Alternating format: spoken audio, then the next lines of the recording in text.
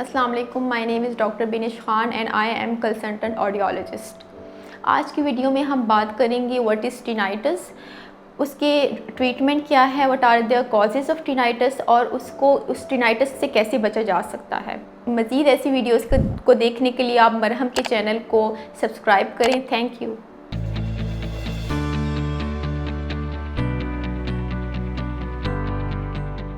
If you have a tinnitus, your head is filled up with sounds like ringing, buzzing, hissing, whistling kind of sounds.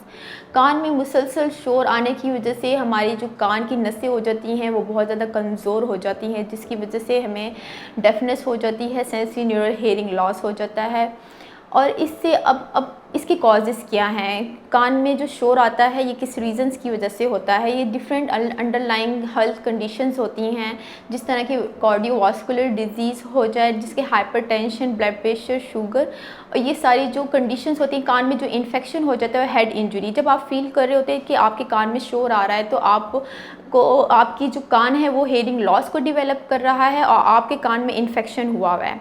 अब ये different age groups में जो है ना वो most common होता है, जिस तरह की हमारी जो 40 to 60 ईयर्स के जो एज ग्रुप्स होते हैं उनमें ये टिनाइटस बहुत ज़्यादा कॉमन होता है। क्या आप मरहम की सर्विसेज अवेल करना चाहते हैं तो आज ही गूगल करें हेल्प मी मरहम और घर बैठे डॉक्टर की अपॉइंटमेंट बुक कराएं, या फिर ऑनलाइन वीडियो कंसल्टेशन के थ्रू अपने डॉक्टर से ऑनलाइन बात करें और मेडिसिन और लैब टेस्ट के ऊपर डिस्काउंट भी हासिल करें।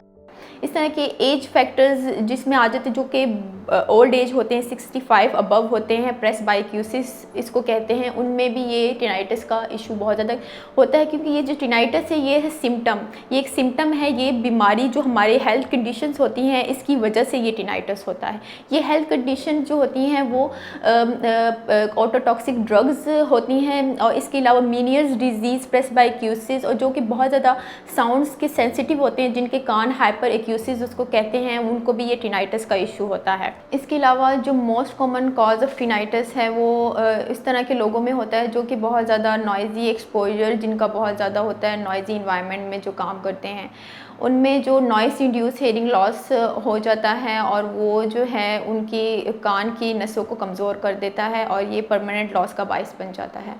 उसके अलावा मोस्ट कॉमन जो है बहुत सीरियस कंडीशन है, एक जो हम कान का ट्यूमर हो जाता है, उसमें जो है ग्लोबस टिम्पैनिकम उसको बोलते हैं। वो जो कंडीशन है वो एक न्यूरोलॉजिकल कंडीशन है, जिसको हम जो है डायग्नोस कर सकते हैं थ्रू CT MRI के थ्रू, ठीक है। ये जो कंडीशन, इसकी वजह से भी टिनाइटस हो सकता है, क्योंकि ये हेयरिंग लॉस की वजह से नहीं होता, ये कान का मिडल ईयर का जो ट्यूमर है उसकी वजह से होता है। उसके अलावा हमारे पास डिफरेंट ट्रीटमेंट ऑप्शंस होते हैं जो कि हम टिनाइटस के पेशेंट्स को प्रोवाइड करते हैं। जब हमारे पास पेशेंट आता है तो हम उसका सबसे पहले हिस्ट्री लेते हैं। हिस्ट्री में हम डिफरेंट अंडरलाइंग कंडीशंस को डायग्नोस करते हैं, उसको हम सॉर्ट आउट करते हैं। उसके बाद हम उसकी फ़िज़िकल एग्जामिनेशन करते हैं।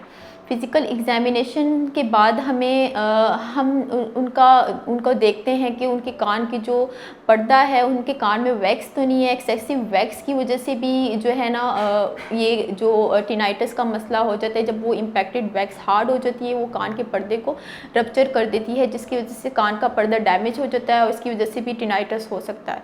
उसके बाद हम 2 तरह के टेस्ट रिकमेंड करते हैं, pure tone audiometry test and tympanometry test. ये 2 टेस्ट बहुत ज़्यादा लाजमी होते हैं करने, जिससे हमें पता चलता है कि ये टिनाइटस का मेन इशू क्या है और इसको कैसे ट्रीट किया जा सकता है। अगर आपको हेयरिंग लॉस नहीं है लेकिन आपको फिर भी कान में शोर की आवाज़ें आती हैं, इस तरह की कंडीशंस में डिफरेंट एग्जांपल्स हैं इसकी। ये टेम्पोरोमैंडिबुलर जॉइंट इन्फ्लेमेशन जिनको हो जाता है, जैसे मसल्स की इन्फ्लेमेशन, इसकी वजह से भी कान में शोर की आवाज़ें आती हैं और वो भी जो है ना कान को इफ़ेक्ट करती हैं। उसके अलावा जो है सेकंड थिंग, जो ऑटोस्क्लेरोसिस, कान की जो हड्डियां होती हैं वो आपस में जुड़ जाती हैं, जिसकी वजह से कान में शोर की आवाज़ें सुनाई देती हैं और वो पेशेंट जो है वो आहिस्ता आहिस्ता हेयरिंग लॉस की तरफ चला जाता है।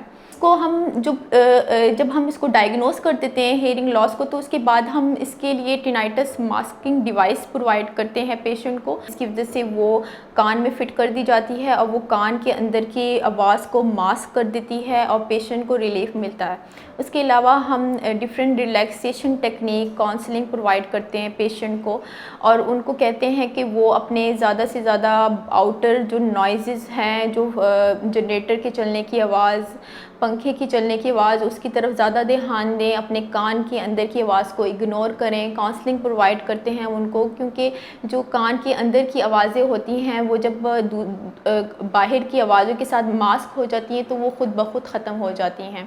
यही different relaxing technique, counselling, hearing device, ये सारी ट्रीटमेंट ऑप्शंस। और उसके अलावा अगर कान में कोई कंडक्टिव लॉस की वजह से टिनाइटस का इशू है, तो मिडल ईयर इन्फेक्शन की वजह से है या उसमें डिस्चार्ज की वजह से है, कान टिम्पैनिक मेम्ब्रेन परफोरेशन जब हो जाती है उसकी वजह से अगर टिनाइटस होता है, तो उसमें हम एंटीबायोटिक्स उनको प्रोवाइड करते हैं और उसमें जो है वो टिनाइटस से उसको रिलीफ मिल जाता है। अगर आप मेरे साथ अपॉइंटमेंट बुक करवाना चाहते हैं तो मरहम के थ्रू आप मेरे साथ अपॉइंटमेंट ऑनलाइन बुक करवा सकते हैं या मेरे क्लिनिक आके फ़िज़िकल भी अपॉइंटमेंट बुक करवा सकते हैं। Thank you.